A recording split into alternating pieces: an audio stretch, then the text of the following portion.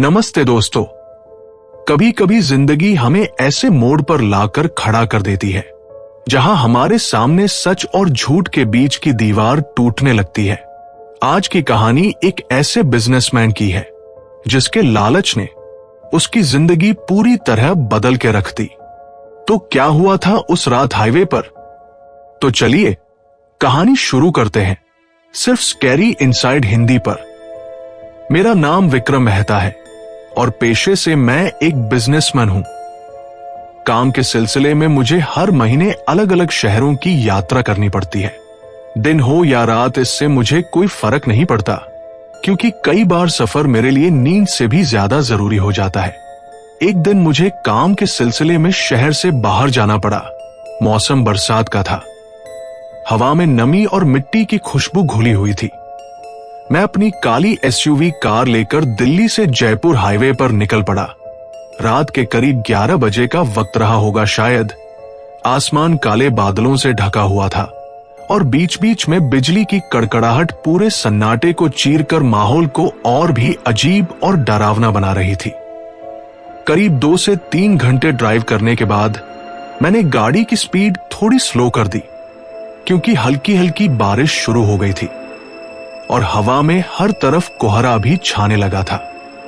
Highway पर इक्का-दुक्का truck और बसें ही जा रही थी।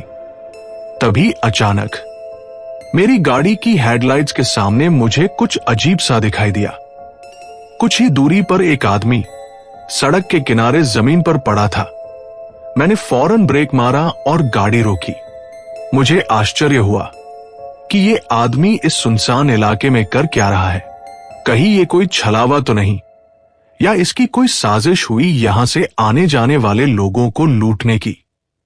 फिर मैंने सोचा, हो सकता है सच में इसे किसी के मदद की जरूरत हो।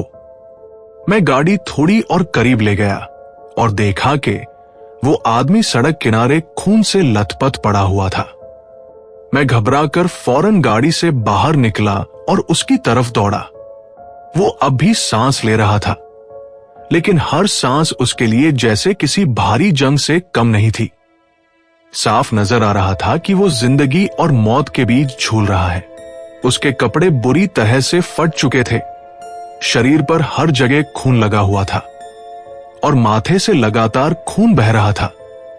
देखकर लग रहा था कि उसका बहुत बुरी तरीके से एक्सीडेंट हुआ है। मैंने उसे उठाकर कहा, भाई हिम्मत रखो, मैं अभी आपको अस्पताल ले चलता हूं। उसने कांपते होठों से बड़ी मुश्किल से कहा, अस्पताल बहुत दूर है भाई, और शायद अब मैं बच नहीं पाऊंगा। मेरे हाथों में उसका खून लग चुका था। मैं घबरा गया, लेकिन हिम्मत करके उसे उठाने लगा। तभी उसने मेरे कॉलर को कसकर पकड़ लिया और बोला, अगर मैं मर जाऊं तो मेरी पत्नी को ये दे देना। उसने जेब से एक पुराना लॉकेट और कंगन निकाल कर दिया और एक कागज का टुकड़ा मेरे हाथ में थमा दिया। उस कागज में उसके घर का पता लिखा हुआ था। मैंने कहा, चुप रहो, तुम बिल्कुल ठीक हो जाओगे। लेकिन उसने मेरी आंखों में देखते हुए अपनी आखिरी सांस ली और मेरे हाथों में ही अपना दम तोड़ दिया। उसके ठंडे होते हुए शरीर ने मेरे रोंगटे खड़े कर दिए और मेरी धड़कनें तेज हो गई। उसके बाद पूरे हाईवे पर सन्नाटा छा गया। मैंने उस लाश को वहीं सड़क किनारे छोड़ दिया और कुछ देर तक खड़े होकर सोचता रहा कि पुलिस को बुलाऊं या नहीं। लेकिन मन ही मन डर भी लग रहा था कि कहीं कोई केस में फंस गया तो बिजनेस की बदनामी होगी। मैंने हिम्मत करके उसका दिया हुआ सामान अपनी जेब में रख लिया और गाड़ी लेकर वहां से निकल गया। रास्ते भर मेरा ज़मीर मुझे कोसता रहा, विक्रम, उस औरत तक उसकी अमानत पहुंचा दे। शायद वो सालों से अपने पति का इंतजार कर रही हो। लेकिन बाद में मेरे अंदर पता नहीं कैसे लालच जाग गया। मैंने लॉकेट और कंगन निकाल कर देखे, वो सोने के थे। दिखने में बहुत कीमती लग रहे थे। मैंने सोचा, कौन जाने उसकी पत्नी जिंदा भी होगी या नहीं। क्यों फालतू में परेशान होना, इसे मैं अपने पास ही रख लेता हूं। कुछ दिनों बाद मैं अपनी बिजनेस मीटिंग के लिए मुंबई आया था। मीटिंग खत्म करके मैं होटल आया और अपने कमरे में आकर लेटा ही था कि अचानक लाइट चली गई और कमरे में अजीब सी ठंडक फैलने लगी। तभी आईने में मैंने उसे देखा, वही आदमी जिसे मैंने अपने हाथों में मरते देखा था। चेहरा खून से सना हुआ था और आंखें लाल। फिर एक चीख के साथ ही मैं बेहोश होकर नीचे गिर पड़ा। उस रात के बाद से मेरी जिंदगी जैसे किसी डरावने ख्वाब में बदल गई। हर जगह वही खून से लथपथ चेहरा मेरे सामने आ जाता। कभी मेरी कार की पिछली सीट पर बैठा नजर आता तो कभी होटल के अंधेरे कमरे में। लेकिन असली खौफ तो उस रात हुआ जब आधी रात को मेरे कानों के पास किसी ने फुसफुसाया, मेरी पत्नी तक मेरी अमानत पहुंचा दो। और उसी पल मैंने महसूस किया कि कोई मेरे गले को कसकर दबा रहा है। मेरी सांसें रुकने लगी, दिल की धड़कन तेज हो गई और तभी अचानक मेरी आंखें खुल गई। मैं पसीने से भीगा हुआ था। कमरे में कोई नहीं था, बस खिड़की खुली हुई थी और सफेद पर्दे हवा में लहरा रहे थे। मुझे लगा मैं पागल हो जाऊंगा। आखिरकार एक रात मैंने हिम्मत जुटाई और उस कागज को ढूंढने लगा, लेकिन वो कहीं भी नहीं मिला।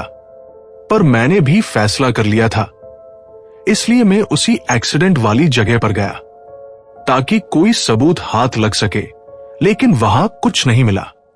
निराश होकर जब मैं लौटने ही वाला था, तभी मेरी नजर पास की झाड़ी पर पड़ी। मैं धीरे धीरे आगे बढ़ा और देखा कि वहां एक आईडी कार्ड पड़ा हुआ था। उसे उठाकर साफ किया तो उस पर नाम लिखा था गौरव और उसके पते में दर्ज था गांव देवखेड़ा। अगले दिन मैं उस गांव पहुंचा और सीधे लोकल पुलिस थाने गया। वहां जाकर मैंने पता किया कि क्या किसी ने गौरव नाम के आदमी की गुमशुदगी की रिपोर्ट लिखवाई है। शुरू में तो कोई जानकारी नहीं मिली, लेकिन कई पूछताछ और इधर उधर भटकने के बाद आखिरकार एक थाने से मुझे पता चला कि करीब 10 दिन पहले एक औरत जिसका नाम रेखा था, उसने गुमशुदगी की रिपोर्ट दर्ज कराई थी। वो औरत गौरव की पत्नी थी और अब तक गौरव का कोई सुराग नहीं मिला था। मैंने जल्दी से उस औरत का एड्रेस लिया और उसके घर पहुंचा। दरवाजा खटखटाने पर उस रेखा नाम की औरत ने दरवाजा खोला। अंदर जाकर मैंने देखा कि गौरव के 2 छोटे छोटे बच्चे थे और उसकी बूढ़ी मां भी थी जो उसका सालों से इंतजार कर रही थी। मैंने धीरे धीरे रेखा को सब कुछ बताया, उस रात का हादसा, गौरव की हालत और फिर उसका अंतिम पल। जैसे जैसे मैं सच बता रहा था, रेखा की आंखों से आंसू बहते जा रहे थे। मैंने कांपते हाथों से वो अमानत, उसका लॉकेट और कंगन दोनों उसे सौंप दिए और आखिर में मैंने उनसे माफी मांगी और भारी दिल लेकर वहां से निकल गया। उसी रात मैं अपनी एसयूवी से अपने शहर वापस आ रहा था। तभी अचानक गौरव की आत्मा मेरे कार के सामने एकदम से आ जाती है। मैंने फौरन ब्रेक मारा और सामने देखा, पर इस बार उसकी आंखों में गुस्सा नहीं बल्कि एक सुकून नजर आ रहा था। मैं समझ गया कि उसकी आत्मा को शांति मिल चुकी है और अगले ही पल वो हमेशा के लिए गायब हो गई।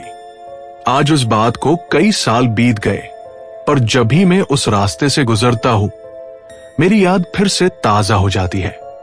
तो दोस्तों, कैसी लगी आपको आज की कहानी? अपना फीडबैक हमें कमेंट में जरूर बताएं। ऐसी और कहानियों के लिए स्केरी इनसाइड हिंदी को सब्सक्राइब करें। मिलते हैं अगली कहानी में, तब तक के लिए कहानी सुनते रहिए।